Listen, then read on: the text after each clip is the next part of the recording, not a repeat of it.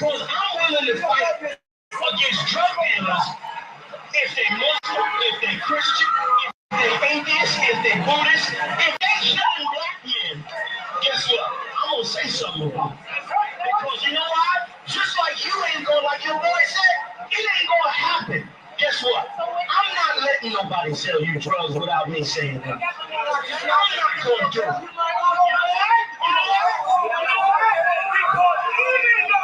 Even though I don't know you, guess what?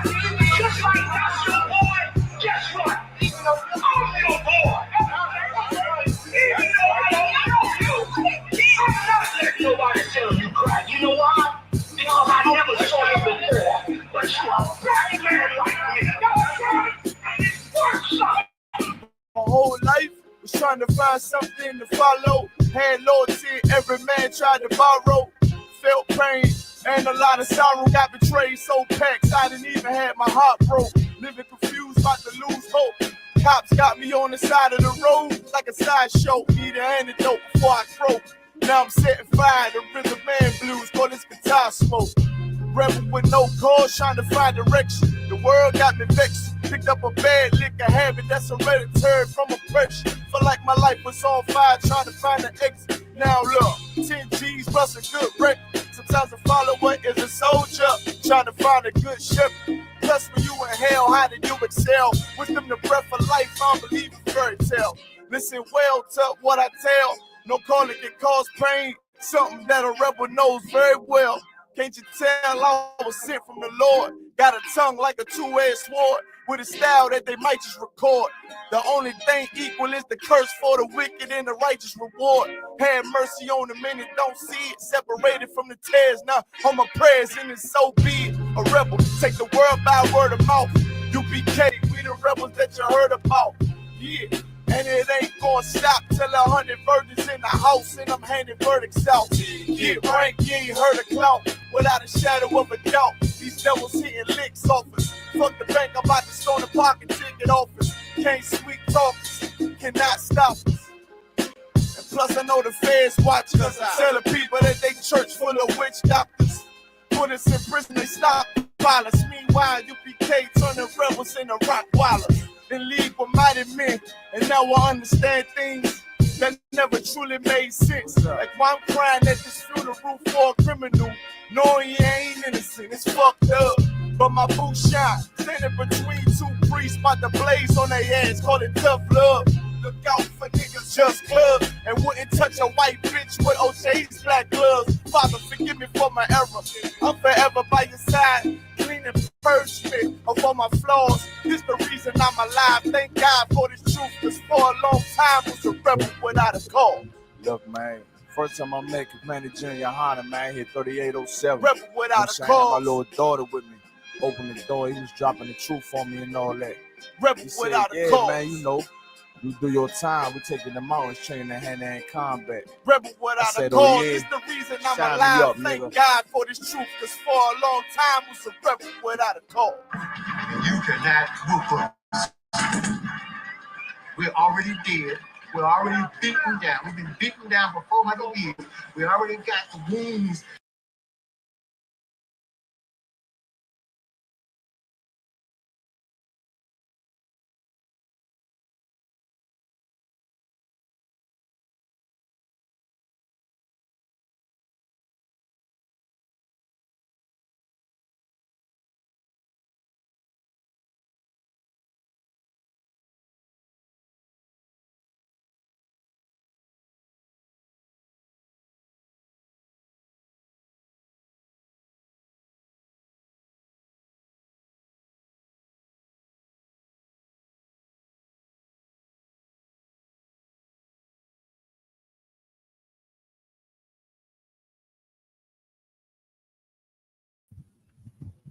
Shalom, Lord Christ, sir. I can't hear you, sir. I said all that on mute. Yeah, go. All right, I'll repeat it for the people who ain't hear me. It's the Israelite School of Universal Practical Knowledge, started out of 1 West 125th Street, Harlem, New York, back in 1969 under commanding General Yohana Priest and Officer Kazak Damar, ISUPK Jacksonville, Florida, in the 103rd Library. If you're here in the city, drop by. Know what I'm saying? I actually got the brothers from down south in the building at Florida's headquarters, West Palm Beach. Who that is? Thummayon. Who that is next to you, Thummayon? It's God War, sir. Mighty Man Gobble War in the building. Shalom, y'all brothers. Y'all Bashim Shabaka Thumb. Let's go ahead and get this thing cracking. It ain't enough hours in a day, so I ain't got no time to waste. Y'all, either one of y'all got any questions? Nah, sir. Sis, you got any questions? I don't know how to put this. I was wondering if the first sin, it was really Adam and Eve, or it was Lucifer when he was in heaven, that he was thrown away. Oh, that's a good question. All right. Somebody told you that, huh? Yeah, I was like, because I thought they said Lucifer, he was thrown away, but he was the first one. I say, but then yeah. what was the first thing? All right. So let's go to it. Somebody let me get Isaiah chapter 14. Come on. Isaiah chapter 14. Let me get there real quick with you. The sister's question was Adam and Eve really the first sin, or was it Lucifer sinning when he got kicked out of heaven? That's the question. All right. Okay. So we're gonna go to Isaiah 14. If I believe that's the right one. Yeah. Verse 12, sir. Nah. Let's start at verse 1. We're gonna dive through this a little bit. All right. Okay. We're gonna read 1 through 4, and then we'll drop down. So just bear with me to answer this question. Now Yakala, it could take me a long time to answer a simple question. But I'm not doing this just for you, all right? Just so you know. But I am doing it just for you, all right? So let's go. Isaiah chapter 14. Gabawar, you got it. Khan. The book of Isaiah chapter 14, verse 1. In the meantime, Officer, hold on one second. In the meantime, Officer Thummayon, can you put some pressure on these people? This is a mandatory class for Florida. Just send a little text or something. So I want to see who's going to follow your order or who need to be took to counsel. Let's do that. All right. Come, sir. All right, Thawada. Go ahead, Gabawar. You got it. Khan. The book of Isaiah chapter 14, verse 1. Mm-hmm. For the Lord will have mercy on Jacob and will yet choose Israel and set them in their own land. And the strangers shall be joined with them, and they shall cleave to the house of Jacob. Now, so this is prophet Isaiah speaking about a time when God will have mercy on Jacob and will yet choose Israel, right? Despite all the wickedness that we did, all the things that we did against God, he still will have mercy on us. In Psalms, it says, God is good and his mercy endures forever. And it seemed like forever, our disobedience endured forever. So now here we is where the Lord have mercy on us. Now, if you go through the book of Isaiah, he's talking about different times. Sometimes he's talking about a captivity that was right then. Sometimes he's talking about something that will happen in the future because he's a prophet. This is something, right, that we can put for the time when it was said, but we can still use to this day because Israel still needs the Lord's mercy to this day. Everybody understand? Khan. All right. So for the Lord will have mercy on Jacob and will yet choose Israel and set them in their own land. If you go to the book of Ezekiel, you'll see the Most High talking through the prophet Ezekiel all through there about putting them in their own land, them having one king and making David their king and coming back, the valley of the dry bones being an exceeding army and all of these different things that the Lord was going to do. You see this in Ezekiel. Well, Isaiah is saying the same thing. The Lord going to have mercy on Israel with their disobedient, what they say, with their stiff-necked self, and yet choose Israel, even though They went against everything he said and set them in their own land, and the strangers shall be joined with them. Now, there's a big deal about that word stranger. Big deal about it, because sometimes it can mean a heathen. Sometimes it could be talking about an Israelite, right? You just have to take the context. The context will tell you whether or not it's talking about a heathen or it's talking about Israel. In this particular one, we're going to keep reading and see. Who y'all think it's talking about? Yakala, who you think it's talking about? Shalom Halak Kwadash, Trooper Mashah, Yabashim Shabagatham. Who y'all talking about right here? This stranger, because I had an argument with somebody and they was telling me the strangers was always another nation, and I'm like, well, why is another nation in my house? They had the strangers that dwelleth amongst you. Why would I have another nation of people in my house? That gotta be talking about another somebody of Israel. Sometimes that word is tawashab in the Hebrew. Y'all know that, right? Sometimes that word is tawashab, which means a sojourner. It means somebody from another land. I was treating Thamayum like tawashab when he came down from Philly. He was in another land. He ain't from Florida. He had to say, no, I'm one that was born amongst you. I had to treat him like he was born amongst you. And he said, yeah, I am born amongst you. I'm from Florida. Go ahead, Thamayum.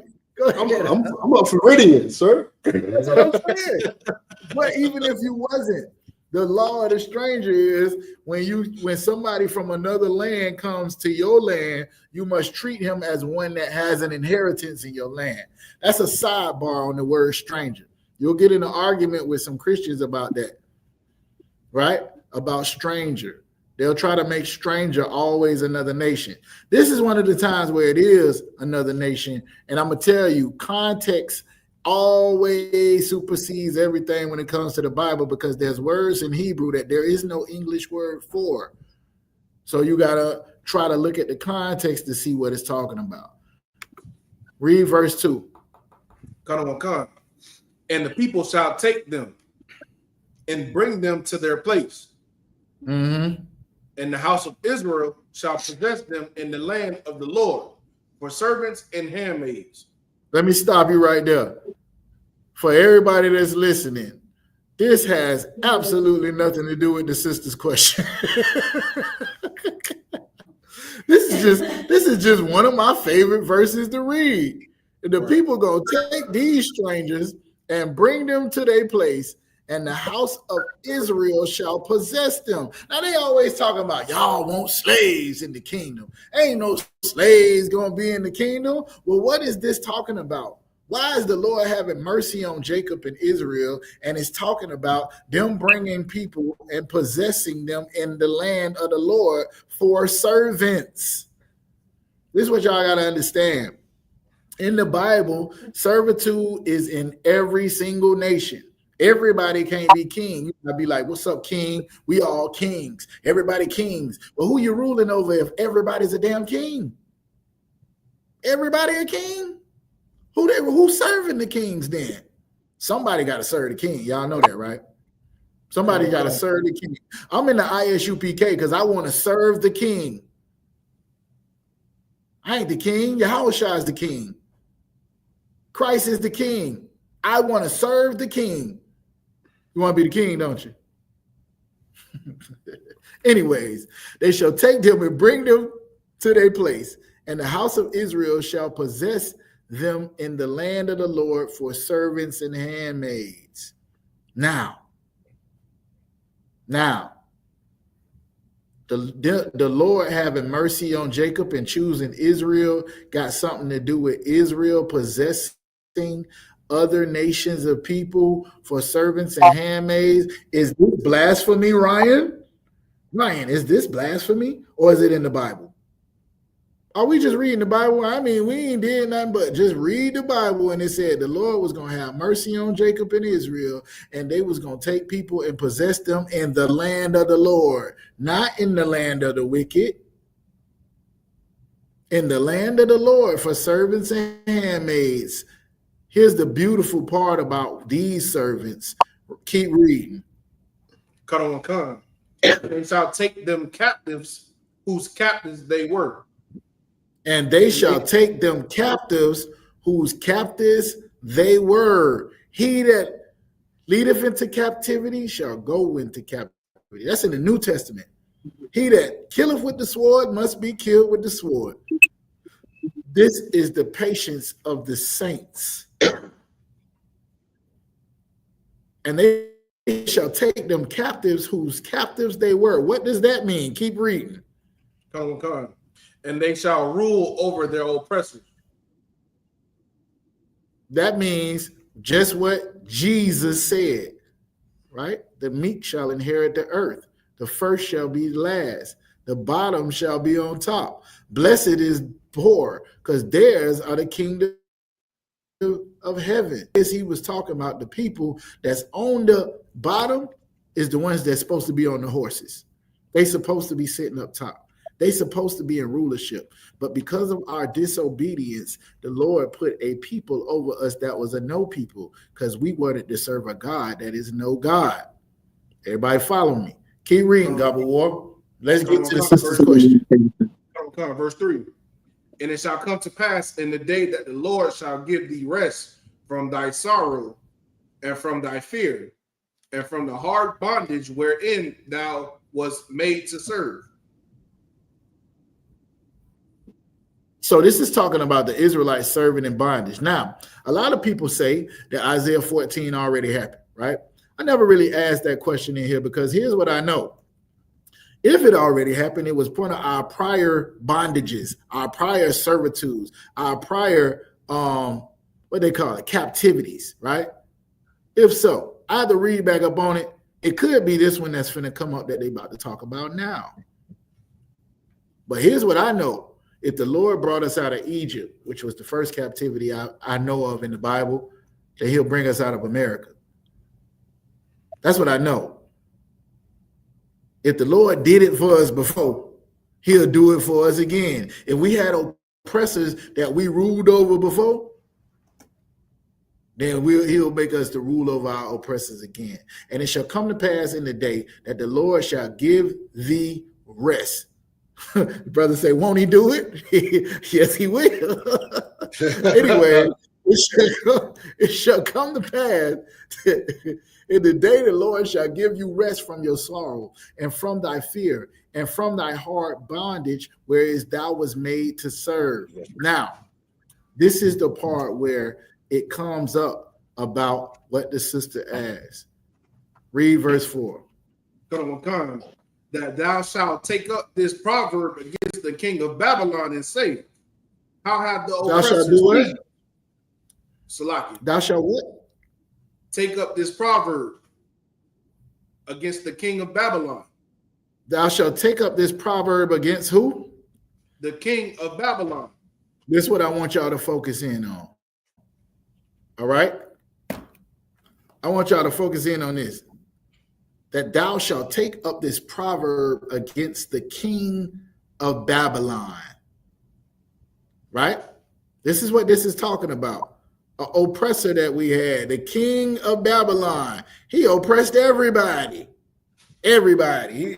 You know how America oppresses everybody now? You know how Egypt oppressed everybody? You know how Alexander the Greek oppressed everybody? Take up thou this proverb against the king of Babylon and say what? And say what? Salaki. And say, how hath the oppressor seized? The golden city seized. Mm-hmm. How has the oppressor ceased? Meaning he ain't oppressing no more. And the golden city ceased. That city ain't golden no more. Keep reading. Verse 5. The Lord hath broken the staff of the wicked and the scepter of the rulers.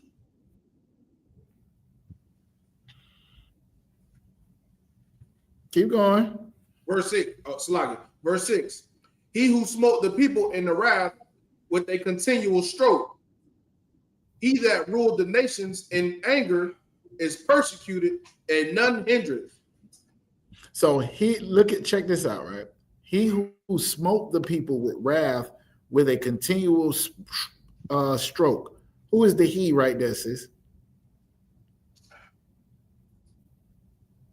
Who is this proverb against? It's in verse 4. I'm reading in Spanish. Oh, okay.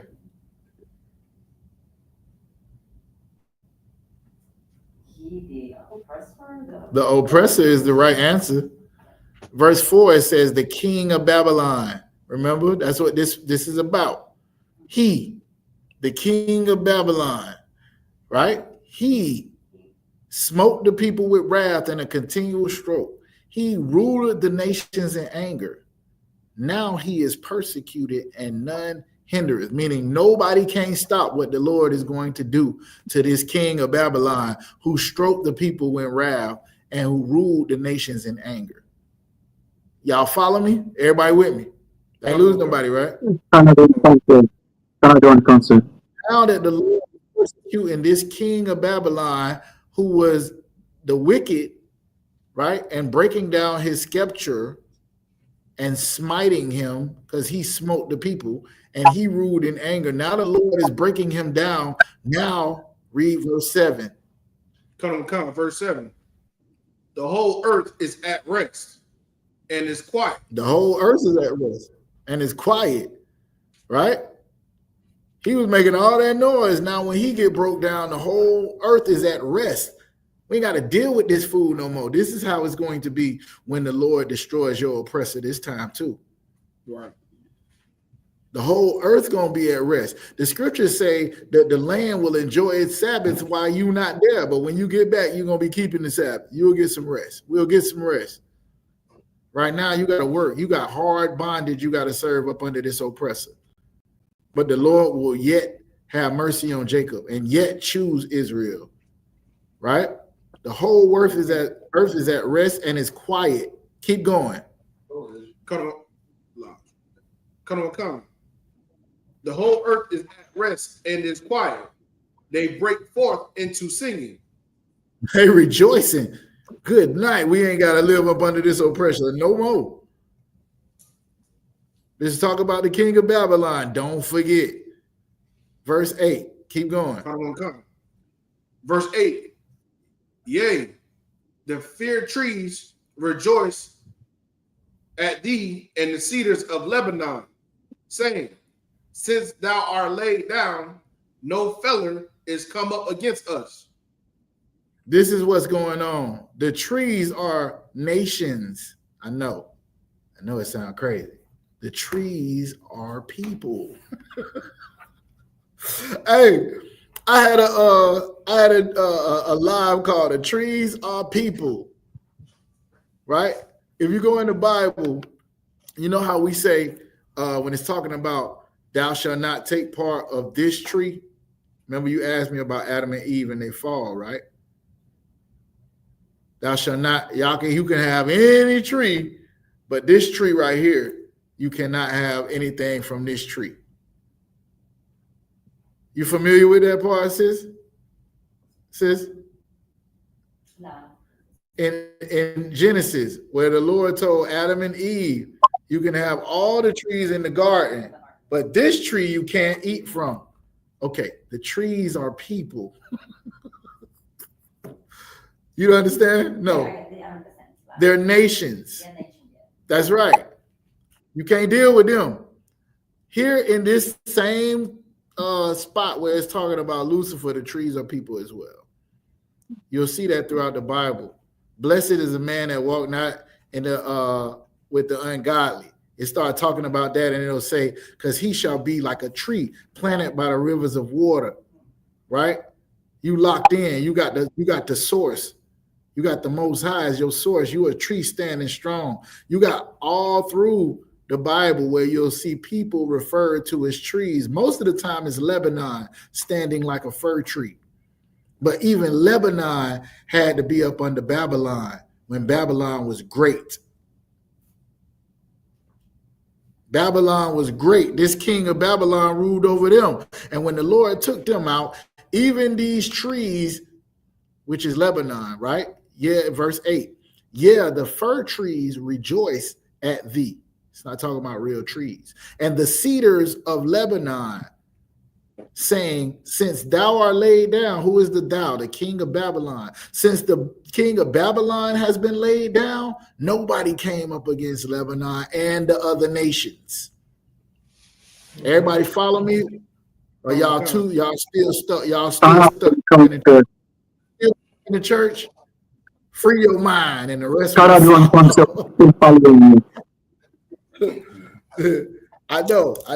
know they lied to you. I know. That's all right though. We walking through it. What'd you say? What'd you say?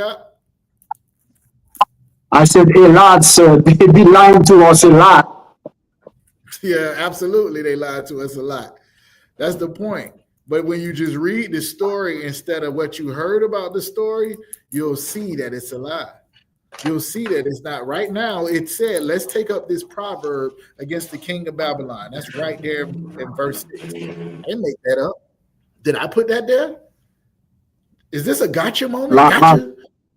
That ain't really what it's saying, but I'm going to just tell you it's saying that. Nope. It's right there.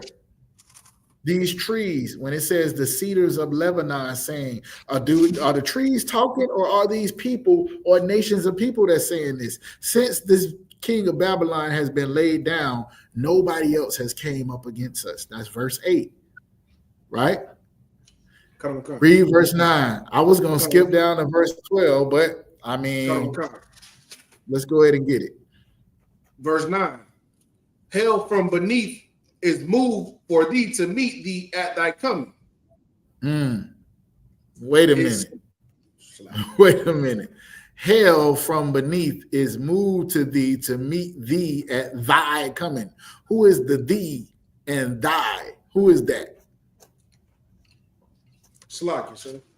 We're Isaiah 14:9. Hell from beneath is moved for thee to meet thee at thy coming. Go ahead.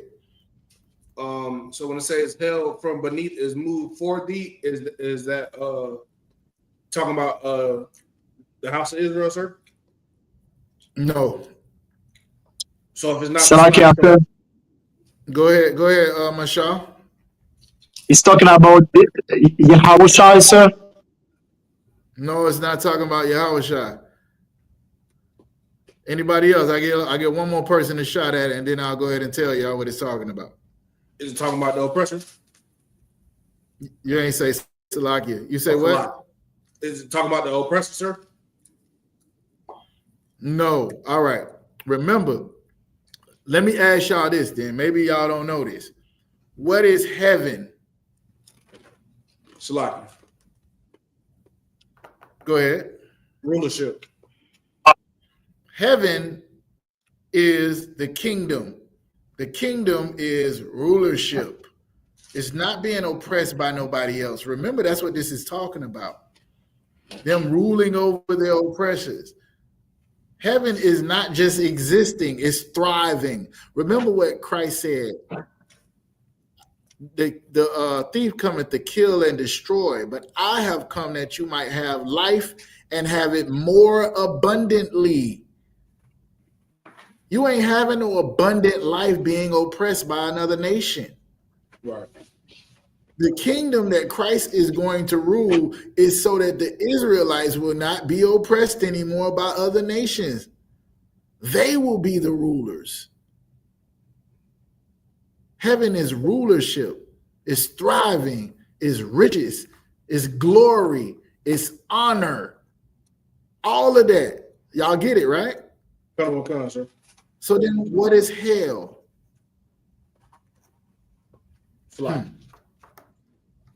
Go ahead. Basically being at the bottom and being in captivity, sir? Yeah. I would say it like this. It's the Lord's wrath. It's not being is, like you said, being at the bottom. Right now, you want to just go and serve the Lord every Sabbath. Your oppressor says, no, you got to come and work for me. To hell with you and your God. You got to come work for me. Hell is you not being able to make decisions, but decisions being made for you, where you can go, how much you can earn, what type of life that you're going to have being told to you by another nation. You don't have freedom in hell. The Lord is against you in hell. So guess what? This king of Babylon, who was in heaven or rulership, right, is being removed from that. That's what verse 9 is talking about. Salaki, sir. Heaven is sitting up high. You in the big seat. You the big man. You got everything going on. You feeling good. You're comfortable. Hell is you are dreading every day you get up. Y'all with me or no? Salaki. I know. I'm walking y'all out of that church one by one. Come on,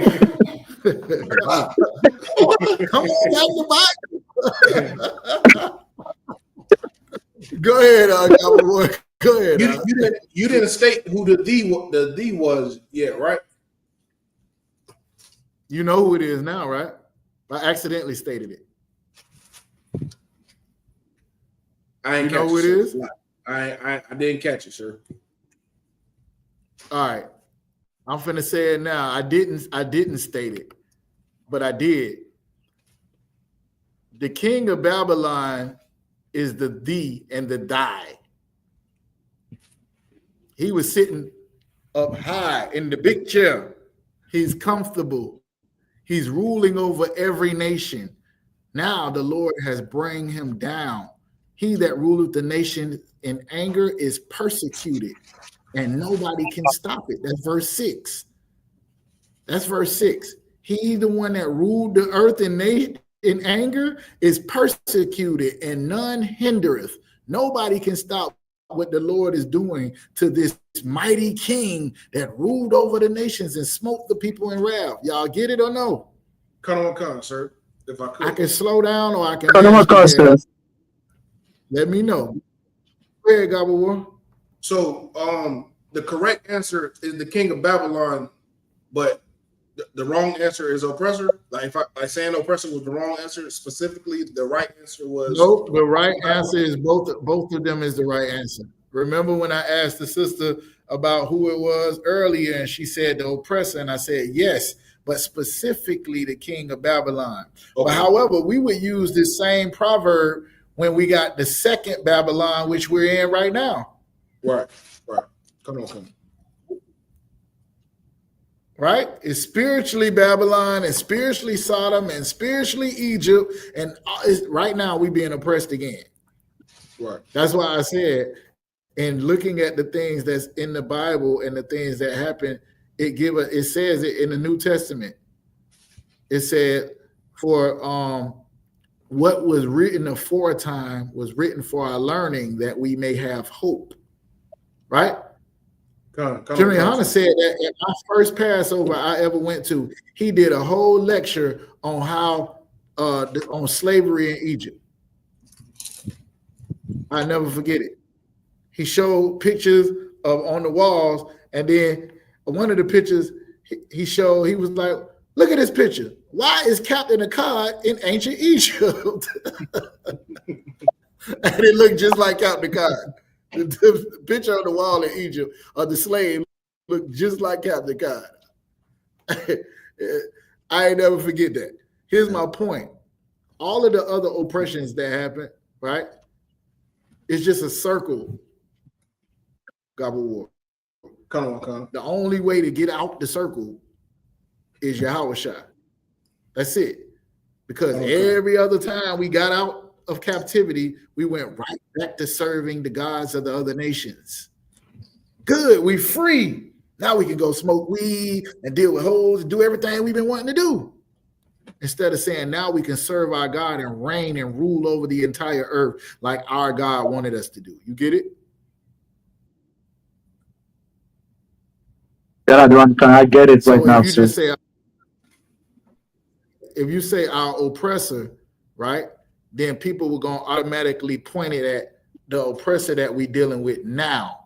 Specifically in Isaiah chapter 14, it's talking about this proverb is against the king of Babylon. But you can make it the king of America.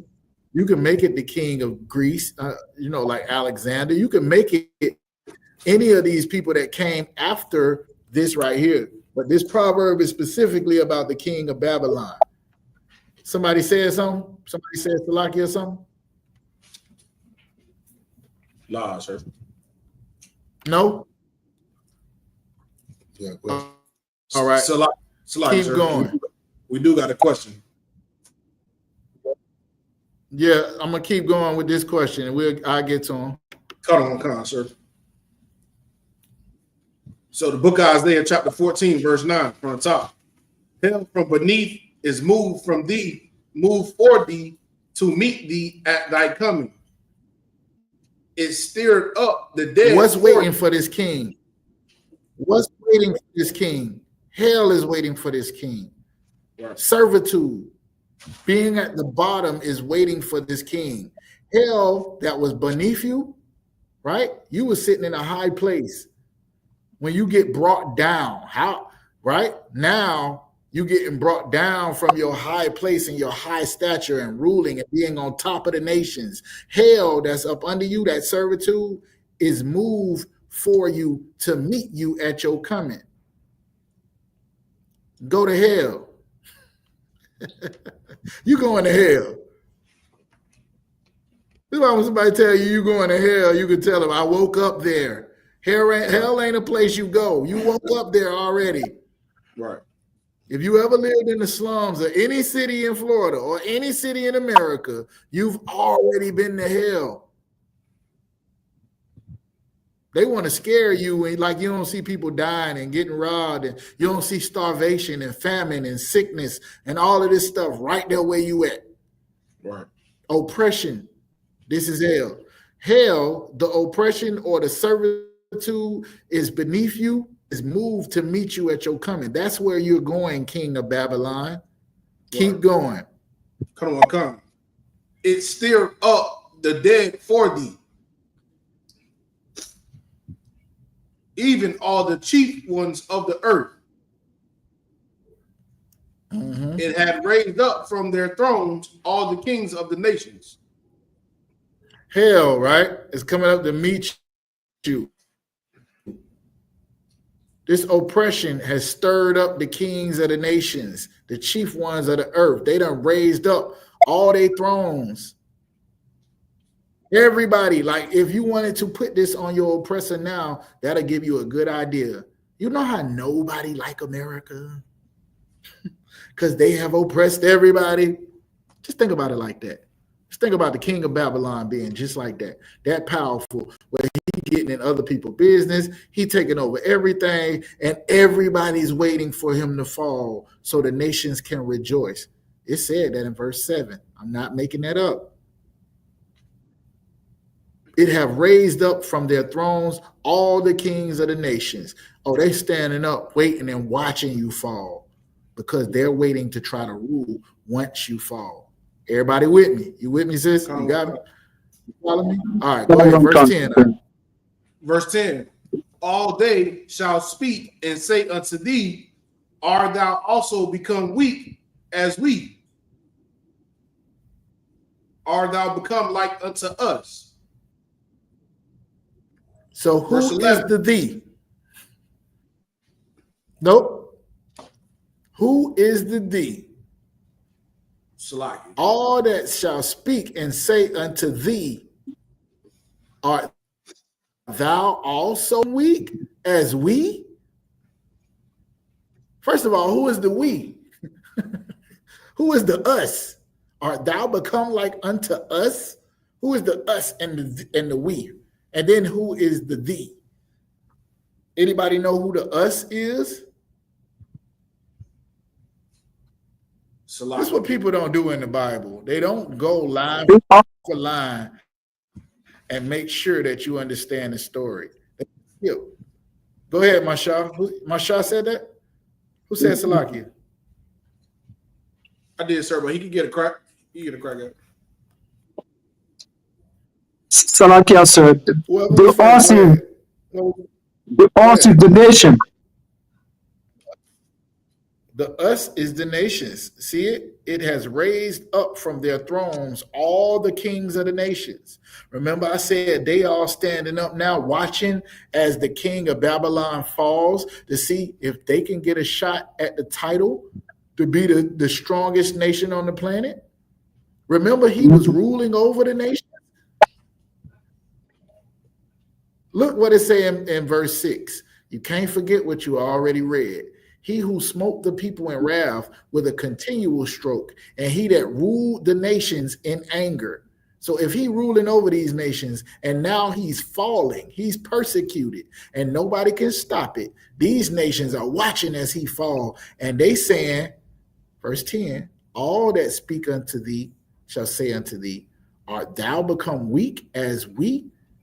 Oh, he just like us. Oh, he just like us. Right? He ain't no better than us. He just like us. Art thou become like unto us? Read verse 11. Come. Verse 11. Thy pomp is brought down to the grave, and the noise of thy vials, the worm is spread under thee, and the worms cover thee. All right, so let me just be clear, right? You was living. Remember I told y'all, life, death, heaven, hell, blessings, curses, right? Y'all see the difference, right? You was living. Hold on. The thief cometh to kill and destroy, right? Meaning like to die. You're going to die. But I have come that you may have life and that you may have it more abundantly. So now we're talking life and death. They ain't talking about being alive. Remember Deuteronomy 30 and 19. Somebody get that for me real quick. Somebody get that for me real quick. Deuteronomy 30 and 19. Everybody else stay right here. I got it, sir. Go ahead. The book of Deuteronomy, chapter 30, verse 19. I call heaven and earth to record this day against you, that I have set. Wait a minute. Gobble War, you was reading Isaiah, right? Come on.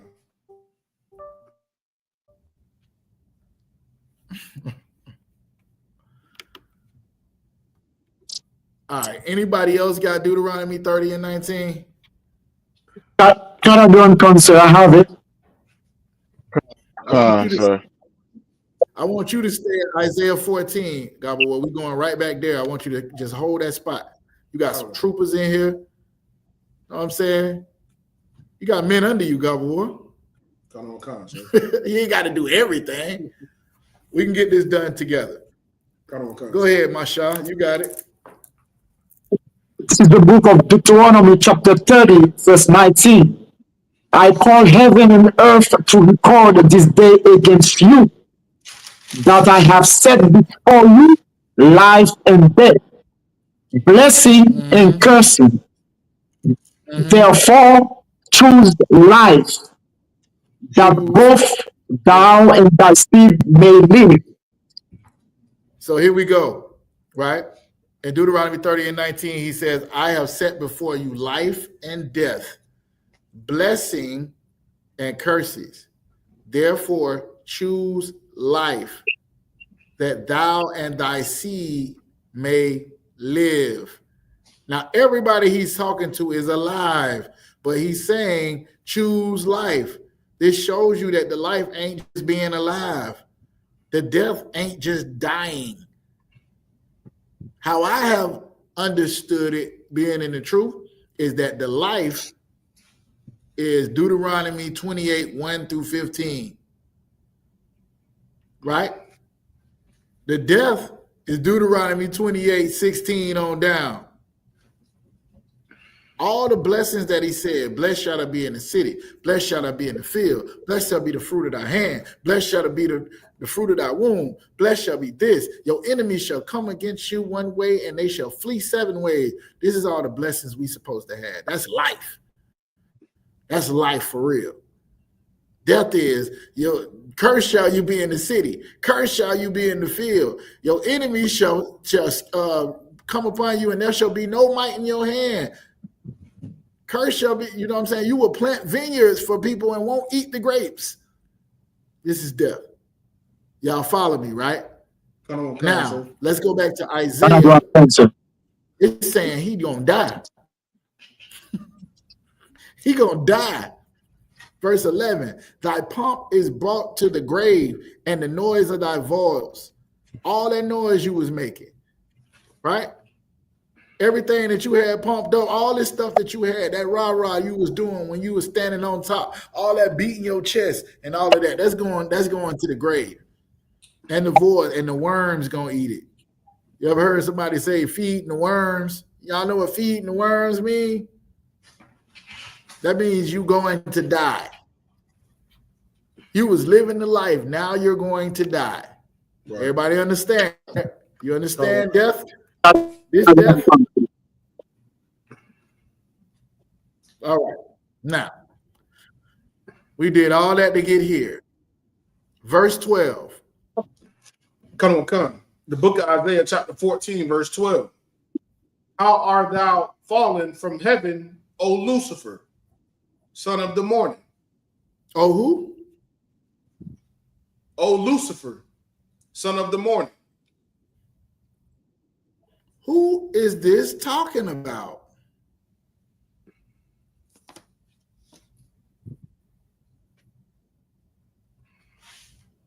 While y'all thinking about it, this is what I want to tell y'all. This is the only place in the Bible where you see the word Lucifer. It ain't nowhere else in the Bible. You will not see Lucifer nowhere else in the Bible except right here. Now, we've been reading the whole chapter, starting from verse 1. Who has been talking about the whole time? Lucky. Go ahead. I'll let the one y'all to go. Go ahead, the one y'all. The oppressor, the devil. The devil? The oppressor. The devil. Be more specific. Hold on. No one y'all. You might be right. You might be right. Be more specific. The white man. The white man. Is he talking about the white man? Salaki. Hold on. This for Salakia, sir. This for Thumayom. Thumayom, is he talking about the white man? Come, sir. Indeed. This is talking about the white man? Come. I was told that Isaiah 14. Hold on one second. No, I was told that Isaiah 14, we're talking about the king of Babylon. It's just like Isaiah 1 and 3, it could be a double fold scripture. So it be, because Esau is the daughter of Babylon. But this you're absolutely right. You're absolutely right about twofold prophecies. Some prophecies were for the time and they for the future. But we read this whole chapter. Who is this talking about specifically?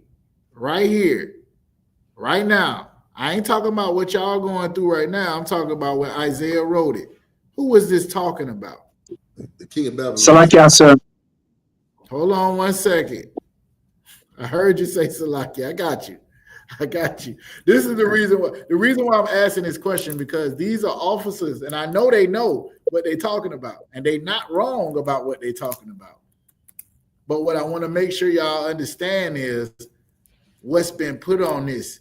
And in order for you to teach it properly, You got to get it in its first context. Remember what I said about Isaiah chapter 14 and verse 1. Remember what I said about, and they shall rule over their oppressors. Absolutely. Remember I said that? Oh yeah, if that happened before, and that is hope that is going to happen again. Right? But this right here was talking. So now let's go back.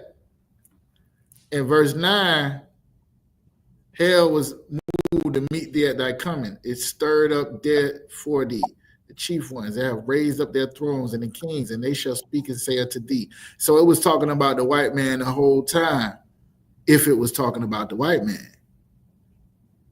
Right? We know why we saying it talking about the white man. Why? Because that's the oppressor now. Right.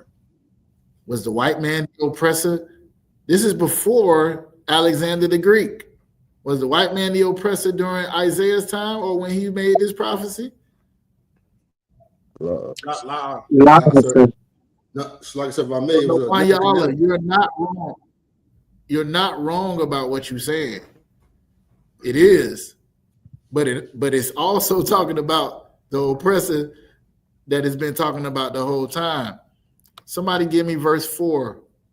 It's like I said, if I may. Yeah, go ahead. Wasn't the king of Babylon at this time was Nebuchadnezzar, right? I believe so. I believe so.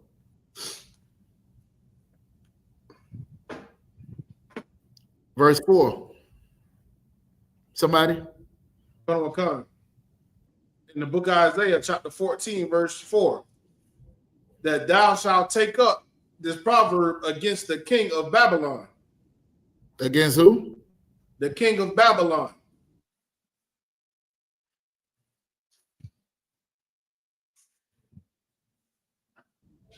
If keep reading out in verse 4. Come. As the Salakia, that thou shalt take up this proverb against the king of Babylon and say, how have the oppressor seized, the golden city seized? Mm-hmm. How has all of this stuff that America has built, how has all of their oppression stopped? This is saying taking up a proverb against the king of Babylon.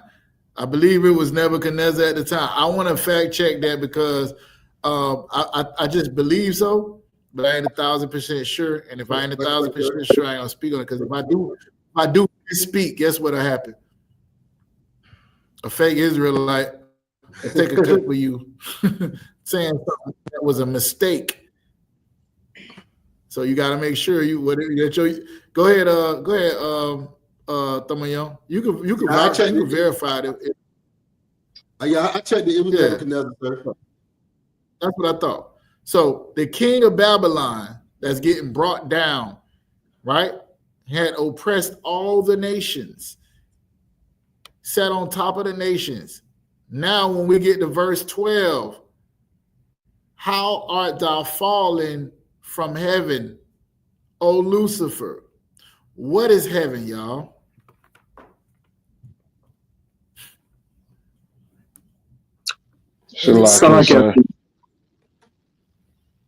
Go ahead, Halak, you got it. Rulership.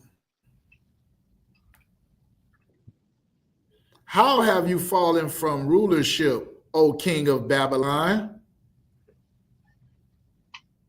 Son of the morning. What does that mean? Anyways, keep reading out verse 12. Come.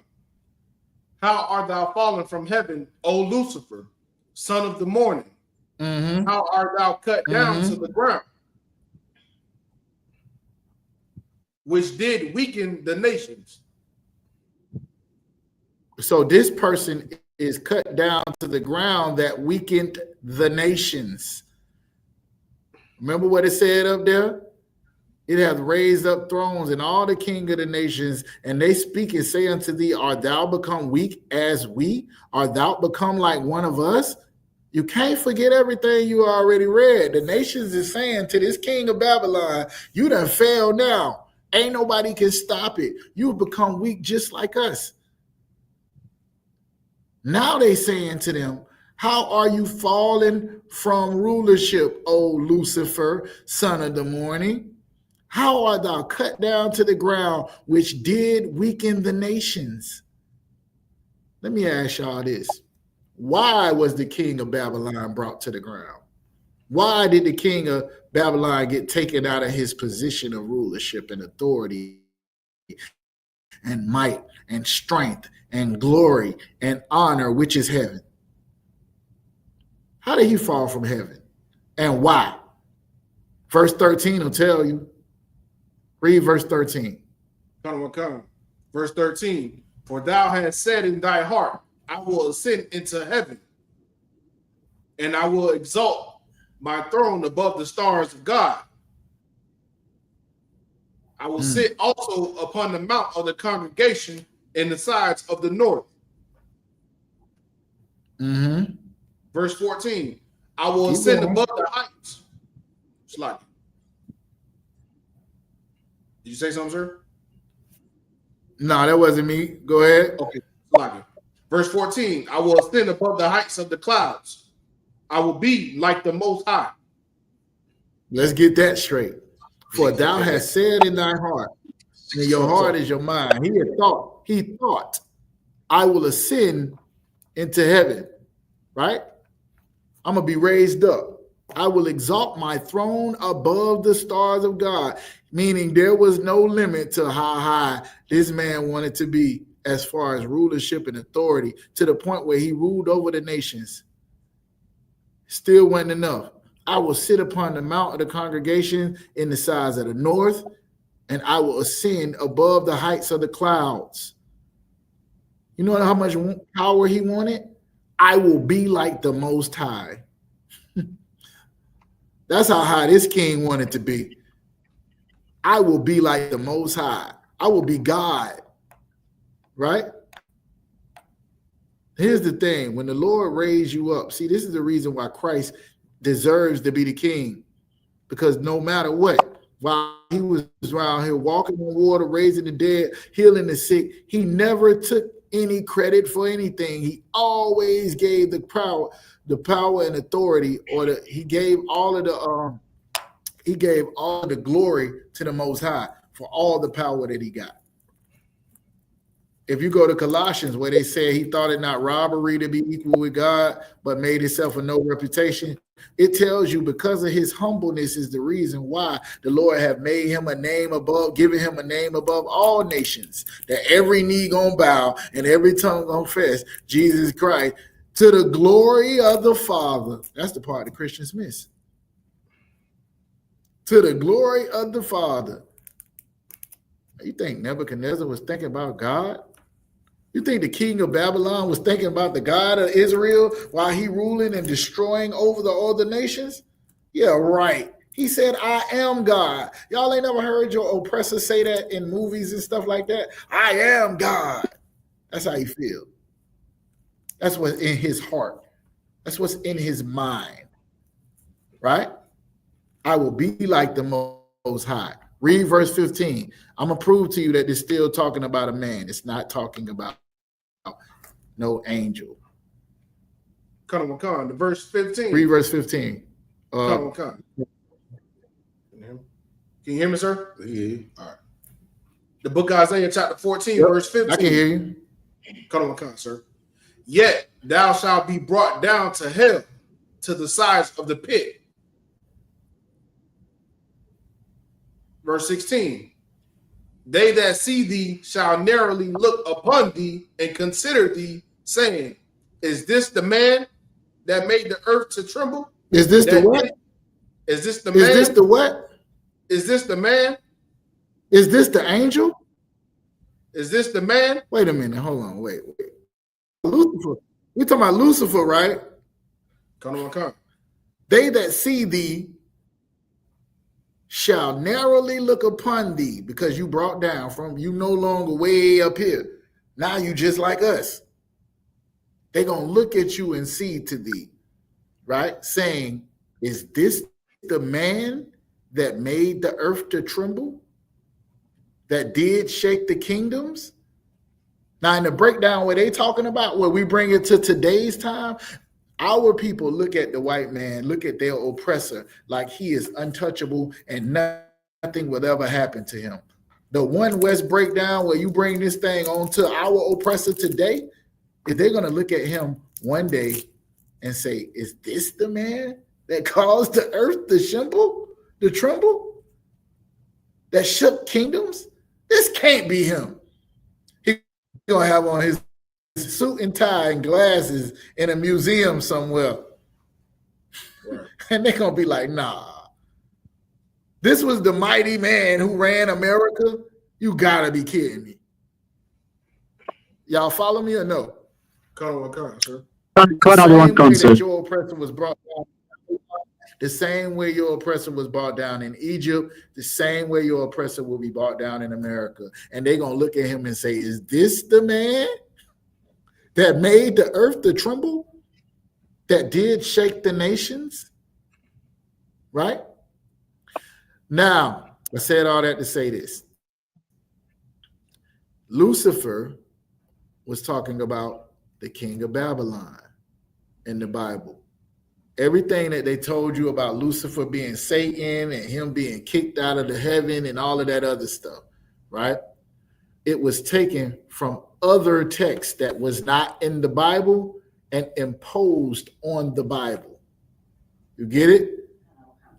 So when they start talking about all of this other stuff, this exists in other texts, but not our text. Our text right here, you just read it. This is the only place you're going to see Lucifer.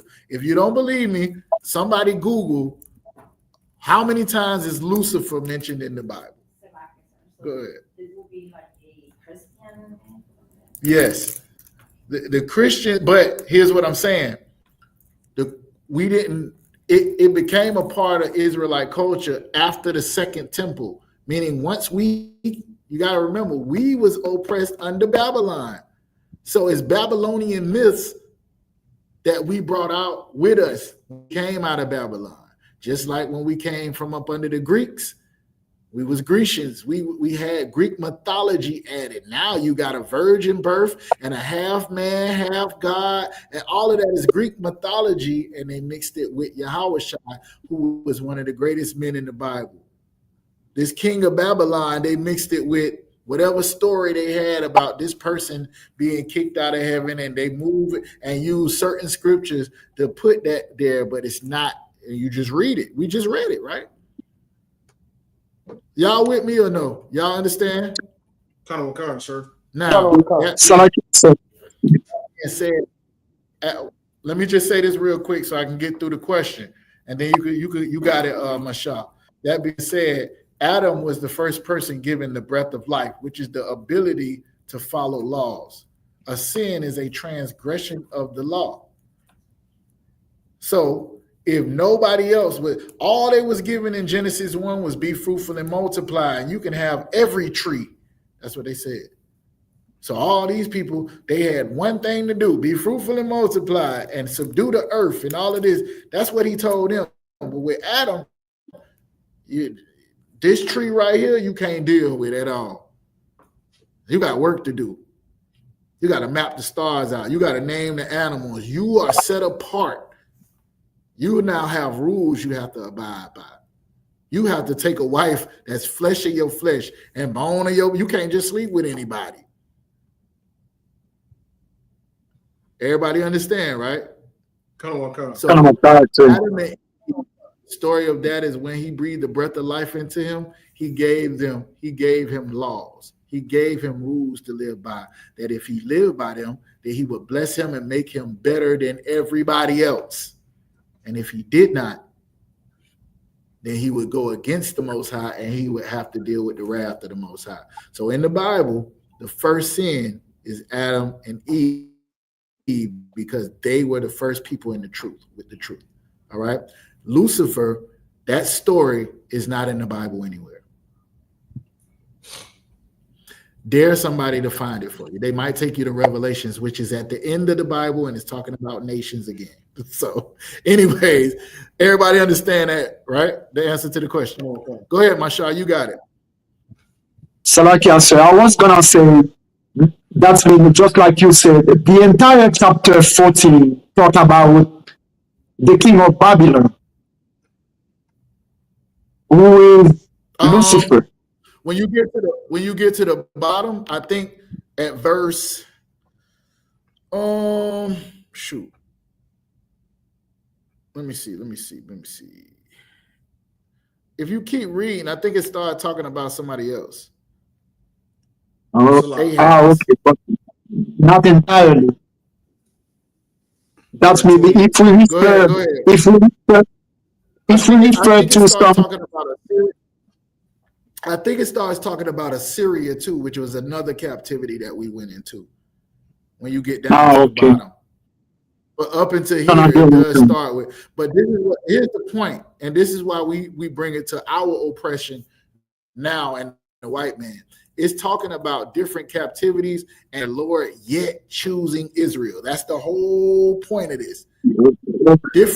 That's what I was gonna say. People that we are under, the Lord having us rule over our oppressors and take them captives whose captives they were. That's what it says.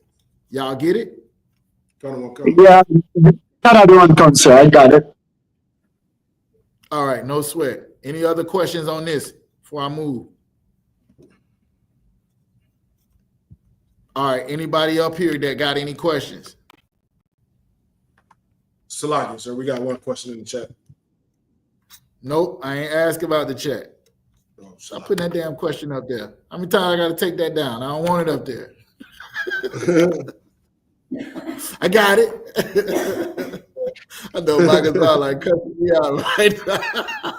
See my question? Hold tight. Hold patience, brother. Anybody in the class that's up on the stage that has a question? Anybody?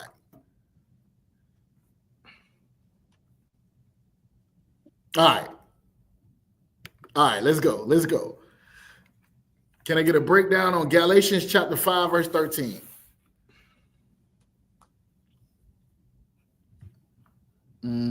Let's go to Galatians chapter 5, verse 13. Who was doing that? That was you, Tomayo? What that, sir? What that? That was putting the question up there. Who was doing that? No, I didn't do that. I didn't do that.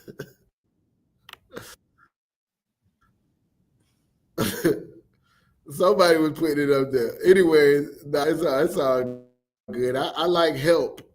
And sometimes, we just got to make sure. All right.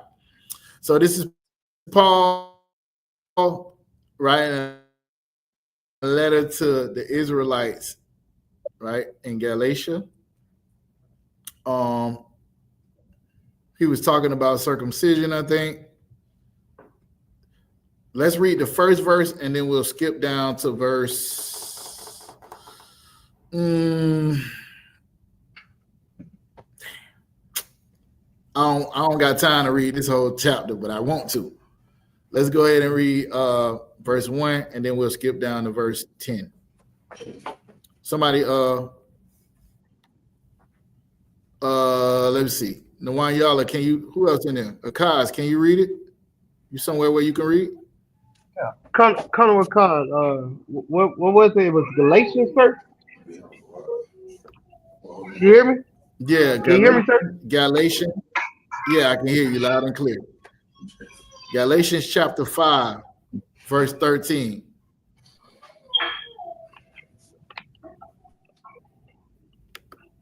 Colonel Khan, please.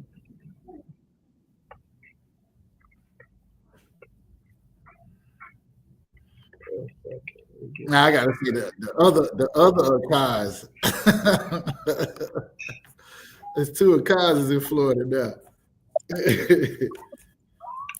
Chapter 5, verse 13, sir? Yep. No, I want you to read verse 1. Verse 1 first. Colonel Khan. Oh, shit. Okay. One second. Uh-oh. Sound like, oh, hell then, bro, loose over there. You all right? Yeah, come on. Galatians chapter 5, verse 1. Stand fast, Yep. therefore, in the liberty wherewith Christ hath made us free, and be not Yeah. So look. entangled again. Oh, come.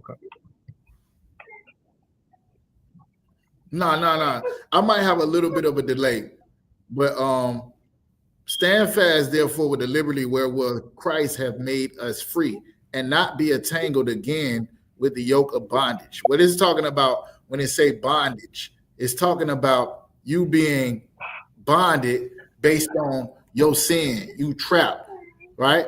Because you can't control yourself.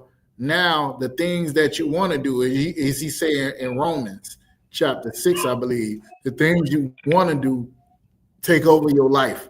Your own flesh, your own desires, your own lust is in control of you. You can't stop sleeping with people you ain't supposed to sleep with. You can't stop doing drugs. You can't stop all of the things that your flesh desires in order to serve the Most High. Now, when you understand what Christ did by dying for you when you deserved the death, now that made you free from all that, because you not Get down. Stop trying to get going back you up out of. Now you're free. Now you like, I ain't even really got to do that. I thought I'd never be able to stop doing this thing.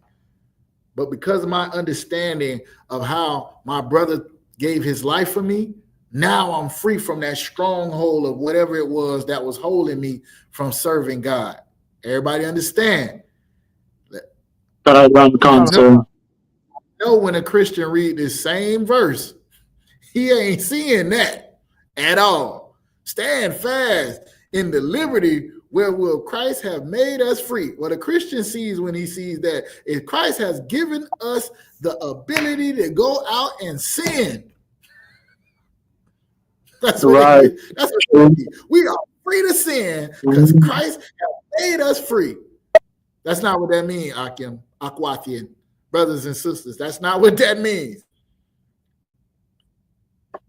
It means you've been freed from whatever was stopping you or holding you or had you locked up to the point where you was chained up by whatever sin that you was trapped in. Now you're free from that sin.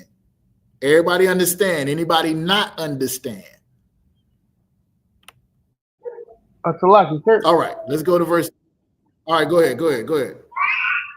Oh, no, I was gonna ask if this thing also like say like you brought out last week, like you couldn't shake black and mild, but eventually you shook it. So that means like you free from that. That was last week. Why you bringing up my sin for? Nah, go ahead. What you say? No, go ahead. I said it. Saying, Yeah, I'm saying like God, color with God, like you know what I'm saying, like how you said last week that you know what I'm saying, you couldn't you shook weed, but you couldn't shake black and mild, but you end up shaking it, but you so that's what they're saying, like you free from that. I'm free from that. Exactly. I don't need that. There's something more important that governs my actions than my own desires and my own lust. Because of I understand what Christ did for me. Exactly. That's exactly what it means. It don't mean I'm free to go get high as I want to. Christ died. And that's the difference between reading and understanding the scripture and what they're teaching us or taught us in the church. If you could, you got hell going on in your background, deal with that on mute. You read it. My bad. Give me verse 10. Give me verse 10. Verse 10, Khan. I have confidence in you, though the Lord, and ye will be none otherwise minded. But he that troubleth you shall bear the judgment, where whosoever he be. Now, he was talking about one or two people, right, being off and it affecting the whole body of Christ because they ain't understanding, right? Circumcision, not being circumcised in their heart. Now, he's saying here, I have confidence in you through the Lord that you will be none otherwise, that you won't go against what I'm saying. You will be none otherwise minded. But he that troubleth you shall bear his judgment, whosoever he be. So if somebody is bringing you a problem, the Lord going to deal with them no matter who they are, is what he's saying. Go ahead to verse 11. Color of concept. Verse 11. And I, brethren, if I yet preach circumcision, why do I yet suffer persecution? Then is the offense of the cross ceased? That's a statement. And I, brethren, if I preach circumcision, like basically I'm not preaching against doing what the law says to do, right? But I am telling y'all that you done already broke them laws, and now you got to focus on moving forward now that Christ done died for you. It's a big difference what they understand in the Christian church about what Christ did. He died for the sins that you already committed. They teaching that Paul is saying that because Christ died, now you got the freedom to go sin some more. That's not what this is saying. And I, brethren, if I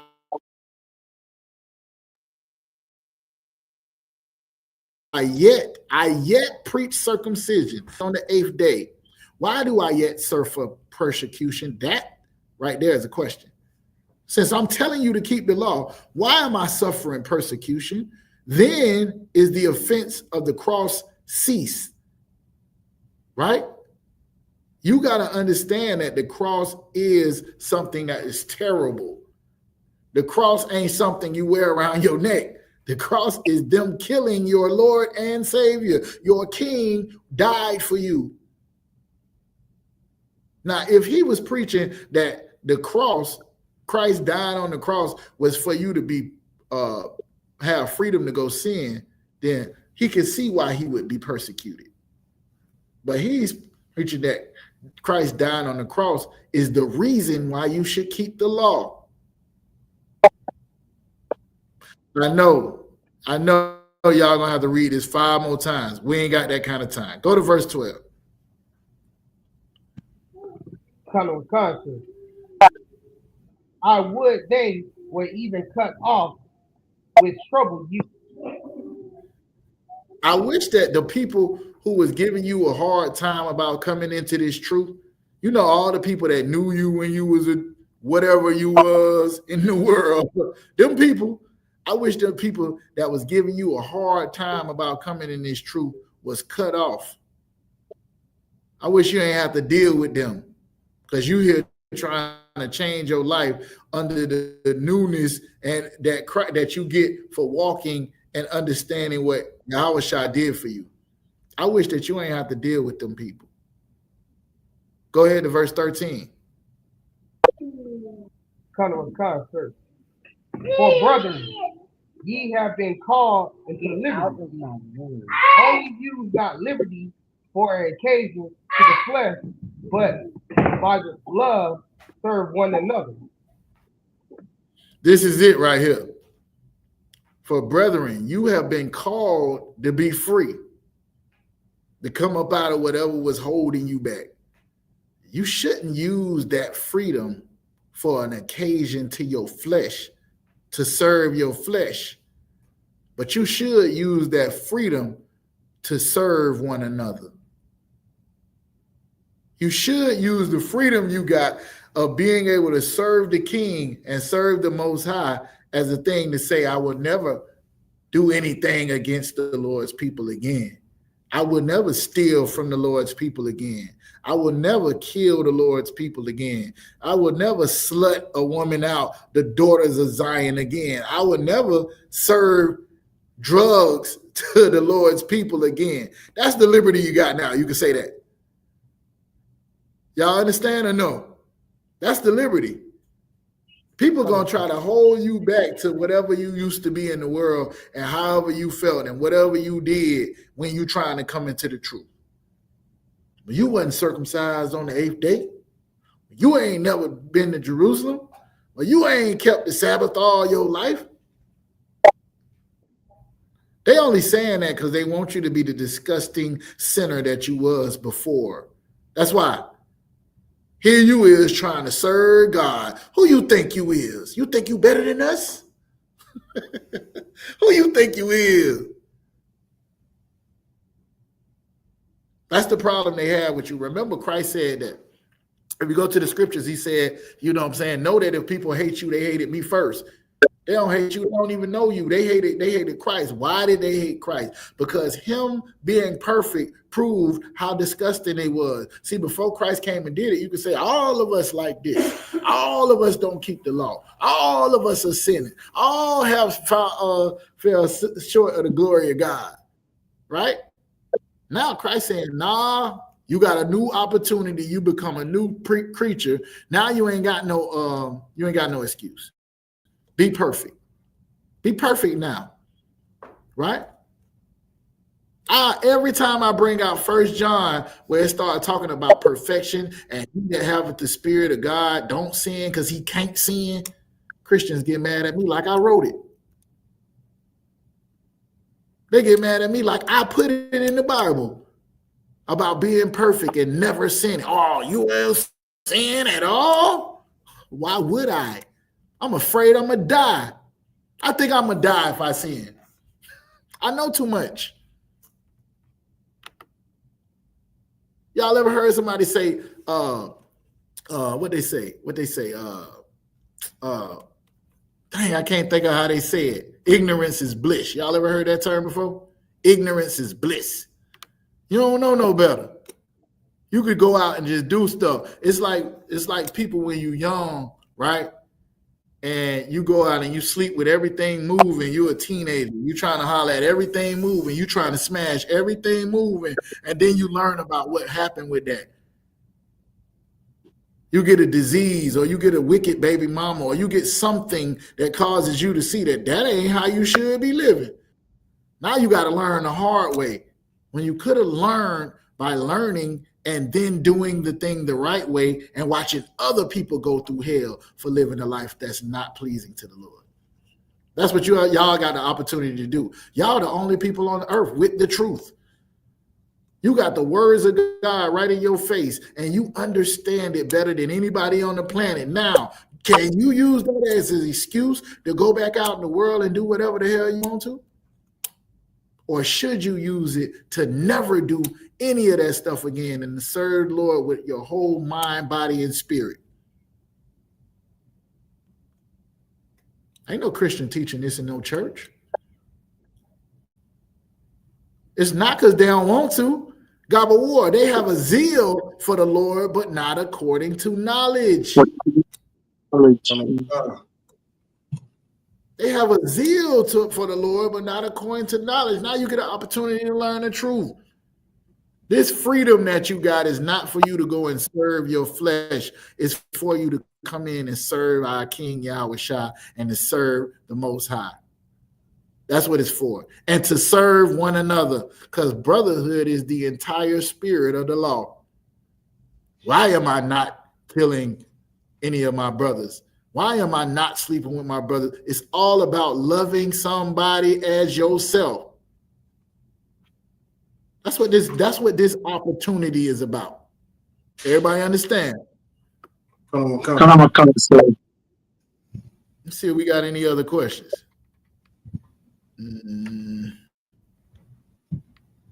Anybody got any questions in the class?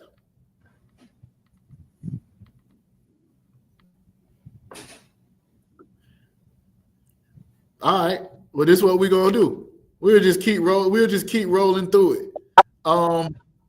Give me Romans chapter 12. Since we talking about Paul. I'm glad I'm on Bigo. Hey, listen to me, y'all. Them people be taking Paul for a ride like Paul was a Christian. Right. Paul was not a Christian. I know it's hard to hear. What you mean Paul wasn't a Christian? Paul was a follower of Christ, which Christians used to be back in the days.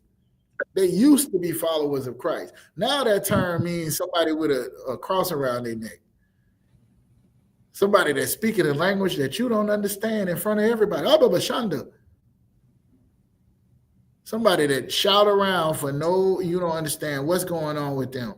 But Christians mean those who have accepted the sacrifice of our King, Yahweh Shai, and decided to change their life and serve God.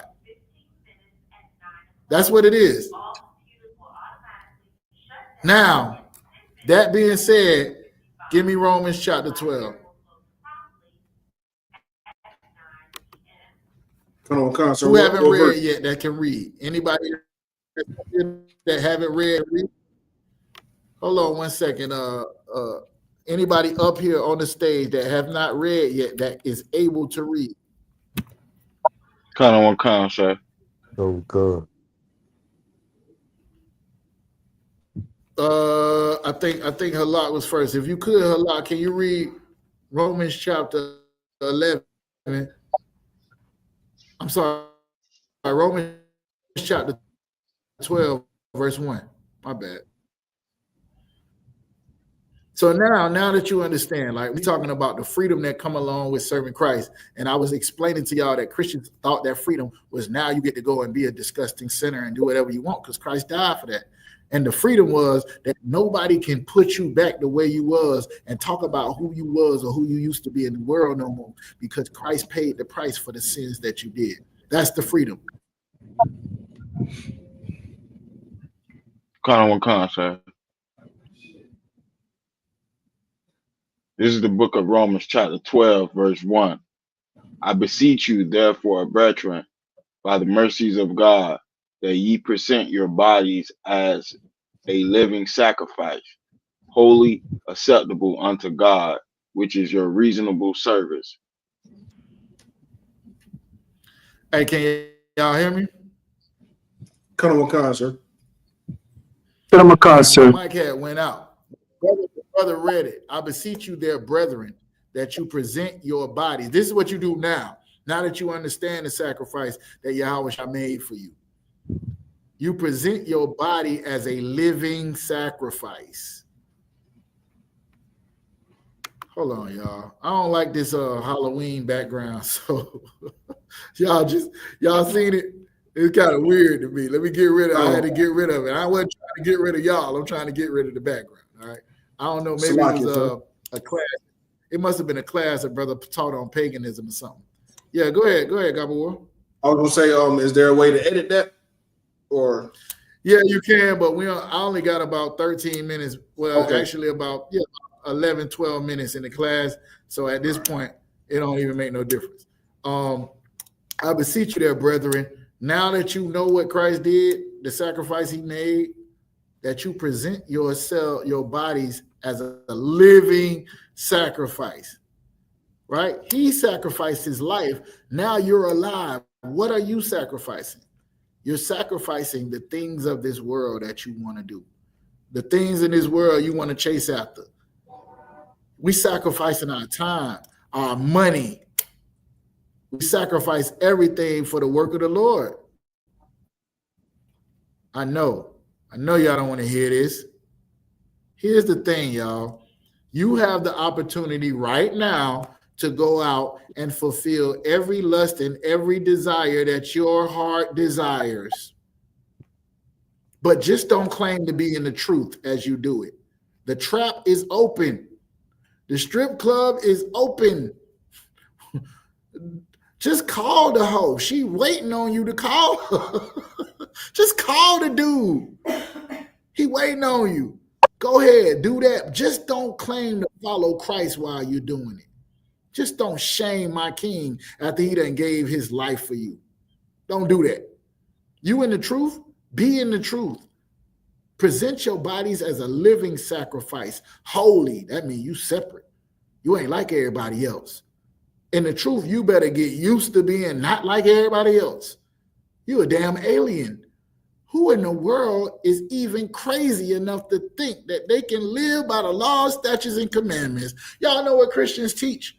Can't nobody do that. Can't nobody do that. I mean, what's that? Ain't no way you gonna sit up here and tell me. Ain't no way you finna sit up here and tell me you follow all the laws of Moses. That's what they start saying. They ain't even tried. They ain't even tried to do it, but they're telling you it's unattainable when Christ said, be ye perfect because the Lord your God is perfect. How in the world are you going to sit up there and lie and say, I can do all things through Christ who strengthens me? But nobody can do what the Lord told us to do. Do that make sense to you? Anybody, does that make sense? I can do all things through Christ that strengthens me, but nobody can do what the Lord told us to do. Think about that for a minute, y'all. Paul breaking down to the Israelites in Rome how to do this thing, being holy, acceptable unto God, which is your reasonable service. I'm going to take it from here. Whoever was reading. Who was reading? Halak? Oh, no. I like when Halak read for me. Give me verse 2, Halak. Sir. The book of Romans, chapter 12, verse 2. And be not conformed to this world, but be ye transformed by the renewing by the renewing of your mind, that you may improve. What's so funny? Go ahead, man. Go ahead, man. Salakia. Go ahead, be not conformed to this world, but be ye transformed by the renewing of your mind, that ye may prove what is good and acceptable and perfect will of God. And be not conformed to this world. That's the easy part, right? To be like everybody else. Everybody's doing it. Everybody's doing it. Everybody's leaving their husband. Everybody's doing it. Everybody's throwing their wife away. Everybody's getting high. Everybody, be ye not conformed to this world, but be transformed by the renewing of your mind. You got to get your mind right, that you could be able to prove what is that good and acceptable and perfect will of God. Because, people saying it don't exist. People don't think men of God, women of God exist no more. Because that lady with that big hat in the church ain't her. And the man up there in the choir who twisting around the church ain't him. They don't think y'all exist. People that really want to set their sights and eyes on trying to be great in the sight of the Most High, they think them people don't exist. Don't conform to the world. Be transformed by the renewing of your mind so you can prove to these people that these things actually exist. What's good and acceptable and perfect. There go that word perfect. Y'all see that? The will of God. That's there. Let me drop down for the sake of time to the bottom, right?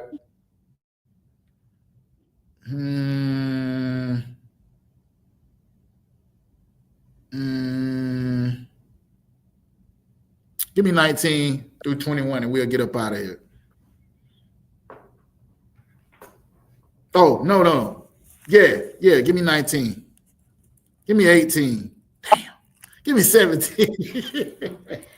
Give me 17 a lot. Come on, let's go. Read it fast. Huh? The policeman standing outside the library waiting on me to get up out of here. Dang. You got it? Am I still online? Sir. You said right, keep go going. ahead. Give it to me. 19. Yeah, verse 19. Sir. The book of Romans, chapter 12, verse 9. I said 17. I said 17 real quick. 17 through 21. Just read the whole thing. I ain't going to stop you. The book of Romans, chapter 12, verse 17. Recompense to no man evil for evil. Provide things honest in the sight of all men. Verse 18. If it be possible, as much as lieth in you, live peaceably with all men. Verse 19. Dearly beloved, avenge not yourself, but rather give peace unto wrath, for it is written, vengeance is mine. I will repay, says the Lord. Verse 20. Therefore, if thine enemy hunger, feed him. If he thirst, give him drink. For in no doing thou shalt heap coals of fire on his head. Verse 21. Be not overcome of evil, but overcome evil with good. Recompense to no man evil for evil. That means if somebody do evil for you, you don't have to get back at them. Provide things that's honest in the sight of man. Y'all got to be the example of what serving God looked like. Just like Christ was, it said, he that believeth in him ought to walk as he walked. So if Christ ain't seeing, you can't either. If Christ was the one who the people looked at to serve God, now you the body of the Christ and members thereof. That's in this chapter. I had to skip it. This is all about brotherhood. If at all possible, as much as lies within you, live peaceably with all men. This ain't talking about your enemies like other nations. This talking about your brothers and sisters that you got quarrels and problems with. Avenge not yourself. All right. So that way now, if your person in this nation becomes your enemy and they hungry and they are Israelite, feed them. You can't stand this nigga and he thirsty. Give him something to drink. It's only going to put coals of fire on his head. He going to be hot because he want to fight you. He want to fight you. But don't be overcome with evil, but overcome evil with good. This is back to what was in Galatians when it was talking about brotherhood. The freedom has made us servants to each other. Everybody understand, right? Now we can serve each other. I ain't got to fight you no more. I ain't got to fight you no more. I'm going to win by out brotherhooding you. I'm going to out brotherhood you. All right? I'll let you out brotherhood me. That's how we gonna fight. All right. And with that, I'm gonna pass the class. Who got it? Who got it? Who doing the announcements? I get it, sir. All right. With that, I pass the class over to Priest and Officer Thamayon. The announcement good.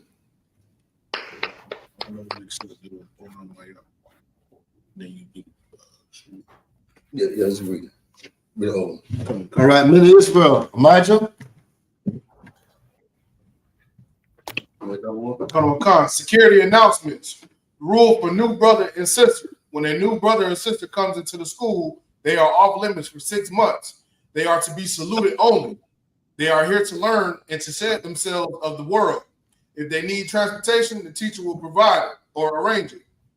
After 6 months, if a brother or a sister has interest in a particular person, they are to seek counsel from their heads. Tithes, which is a commandment. The book of Numbers, chapter 18, verse 21. The book of Malachi, chapter 3, verses 8 through 10. Means 10th in Hebrew, by Asherah. 10th of every penny of any increase the Lord gives you.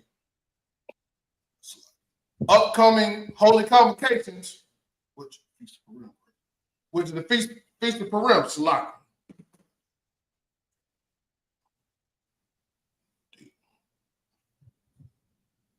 Don't worry about it. Don't worry about it. Come on, come. We had a date next class. We had a date. Just know it's somewhere in February. Okay. Go ahead. All right. In Israel. Men of Israel. Stand and face the east. No, we just got to end on my prayer. Ready to salute. Men of Israel. Imagine Shabbat. Imagine. Barak. Yahweh Hashem Yahweh. So, hands down. Hands down. Saw. Sisters, stand up. We're going to give a courtesy salute to the sisters. Men of Israel. Imagine Shabbat. Imagine Barak. Yahweh Shema Allah. Sorry. Class is dismissed. Yazamatai. Class is dismissed. Shalom. Shalom, Israel. Shalom.